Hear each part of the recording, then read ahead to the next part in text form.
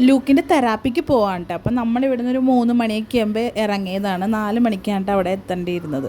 അങ്ങനെ ഞങ്ങൾ നേരെ അവിടെ എത്തി. പിന്നെ കുറേ നേരം സെഷന് വേണ്ടി വെയിറ്റ് ചെയ്തൊക്കെ ഇരുന്നായിരുന്നു. അവിടെയാണെങ്കിൽ കുറേ പ്ലേ ഏരിയയൊക്കെ ഉണ്ട്. പക്ഷേ ലൂക്ക് കളിച്ചൊന്നുമില്ല, അവന് നല്ല പേടിയാണ്. അപ്പം ഡിനുദേ ബില്ലടിക്കാൻ നിൽക്കുകയാണ്.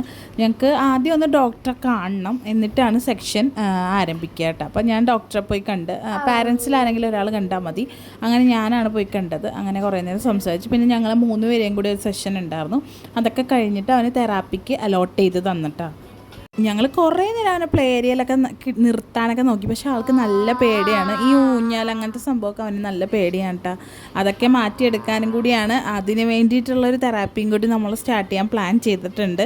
അങ്ങനെ 2-2.5 മണിക്കൂർ ഡോക്ടറെയൊക്കെ കണ്ട് സംസാരിച്ച് എല്ലാ കാര്യങ്ങളൊക്കെ നമ്മൾ ഡിസ്കസ് ചെയ്തിട്ട് നമ്മൾ അവിടെ നിന്ന് ഇറങ്ങിയിട്ട. അപ്പോൾ പോരുന്ന വഴിക്ക് ഡിനുവിന് ഒരു സ്ഥലത്ത് കയറാനുണ്ടായിരുന്നു. ഡിനുവിൻ്റെ പണിയുടെ കുറച്ച് സാധനങ്ങളൊക്കെ മേടിക്കാൻ.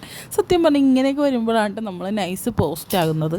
പോസ്റ്റ് എന്ന് പറഞ്ഞാൽ അമ്മാതിരി പോസ്റ്റായിരുന്നു. ഞാനും ലൂക്കും അവിടെയും പോയി നമ്മുടെ കുറച്ച് സമയം പോയായിരുന്നു, ഒരു മണിക്കൂറിൽ കൂടി. പിന്നെ കാറിൽ നമ്മളങ്ങനെ ഇരിക്കുമ്പോൾ നമുക്ക് 1 മണിക്കൂറാണെങ്കിൽ കൂടി ഒരു 5-6 മണിക്കൂർ ഇരുന്നൊരു ഫീലാണ് കേട്ടോ. അത്രയ്ക്ക് ഞാനും ആകെ ടയേർഡായി. എനിക്ക് ചൂടാണ് കേട്ടോ സഹിക്കാൻ പറ്റാത്തത്. ലൂക്കിനാണെങ്കിൽ അവൻ്റെ പപ്പ പോയ സങ്കടം. പപ്പ എവിടെയെന്ന് ഇങ്ങനെ നോക്കിക്കൊണ്ടിരിക്കുകയായിരുന്നു. പിന്നെ ഡിനു വന്ന് ഡിക്കിയിലൊക്കെ സാധനമൊക്കെ വെച്ചിട്ട് നമ്മൾ നേരെ ചായ കുടിക്കാൻ ബൃന്ദാവൻ വെജിറ്റേറിയൻ റെസ്റ്റോറൻറ്റിലോട്ട് പോയി. ഞാനിവിടെ ഫസ്റ്റ് ടൈമാണ് കേട്ടോ. ഡിനു ആരുടെയൊക്കെ കൂടെ, ഫ്രണ്ട്സിൻ്റെ കൂടെയോ ഏതോ സാറിൻ്റെ കൂടെയൊക്കെ വന്നിട്ടുണ്ടെന്നും പറഞ്ഞാണ് എന്നെ കൊണ്ടുവന്നത്.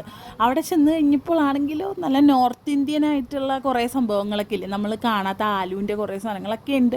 പക്ഷേ എനിക്ക് ഇത്ര ആൾക്കാരെയും പിന്നെ എന്താണെന്നറിയില്ല, പെട്ടെന്ന് ഞാനൊരു വാഴക്ക ബജി അങ്ങ് ഓർഡർ ചെയ്തു. അപ്പോൾ ഡിനു എൻ്റെ അടുത്തേക്ക് ഇത്രയും നല്ല സാധനങ്ങളൊക്കെ അവിടെ ഉണ്ടായിട്ട് നിനക്ക് ഈ വാഴക്ക ബജിയെ ഓർഡർ ചെയ്യാൻ പറ്റുമല്ലോ എന്ന് ലൂക്കിനൊരു വട്ടയപ്പവും മേടിച്ചിട്ടാണ്. അപ്പോൾ ഈ അവിടുത്തെ അടിപൊളിയായിരുന്നു, ഭയങ്കര ടേസ്റ്റുള്ളൊരു കോഫി ആയിരുന്നു കേട്ടോ. അങ്ങനെ ഞങ്ങൾ അതൊക്കെ കഴിച്ച് കഴിഞ്ഞപ്പോൾ ഡിനു പിന്നെ പാർസലായിട്ട് തൈർ വട മേടിച്ചിട്ട് വന്നു. അപ്പോൾ തൈർ വടയിലാണെങ്കിൽ ഇല്ലേ മിക്സ്ചറും അവർ കൂടെ തന്നിട്ടുണ്ട്. അതായത് ഈ ബൂന്തി എന്നൊക്കെ പറയുന്ന സാധനമാണെന്ന് തോന്നുന്നു, അതും തന്നിട്ടുണ്ടായിരുന്നു. അപ്പം നമ്മൾ അത് തൈർ വടയിലിട്ട് നമ്മൾ കഴിക്കണം. പിന്നെ രസഗുളയില്ലേ, അതിൻ്റെ ഒരു സാൻഡ്വിച്ച് മേടിച്ചിട്ടുണ്ടായിരുന്നു. പിന്നെ ഒരു സാധാ രസഗുളയും മേടിച്ചിട്ടുണ്ടായിരുന്നു. നല്ല ടേസ്റ്റ് ആയിരുന്നിട്ട് ആ രസഗുളയുടെ സാൻഡ്വിച്ച്. എനിക്ക് ഇത് അത്ര ഇഷ്ടപ്പെട്ടില്ല തൈർ വട, പക്ഷേ ഡിനുവിന് ഭയങ്കര ഇഷ്ടമാണ്. തൈരിൻ്റെ എല്ലാ സാധനവും ഡിനുവിന് ഇഷ്ടമാണ്. അതുകൊണ്ടാണ് ഡിനു അത് മേടിച്ചത്. പിന്നെ ഇതാണ്ട് സാൻഡ്വിച്ച്, ആ ഒരു മഞ്ഞ കളറുള്ള സാധനം ഒടുക്കത്തെ ടേസ്റ്റ് ആയിരുന്നു അതിൻ്റെ ഉള്ളിലെ. പിന്നെ ഒരു സാധാ രസഗുളയും കഴിച്ച്. ഞാനും ലൂക്കും പിന്നെ മധുരത്തിൻ്റെ ആളാണ്. ഇപ്പോൾ ഷുഗർ കട്ട് ചെയ്യണമെന്നൊക്കെ വിചാരിച്ചാലും നടക്കില്ല ഗൈസ്.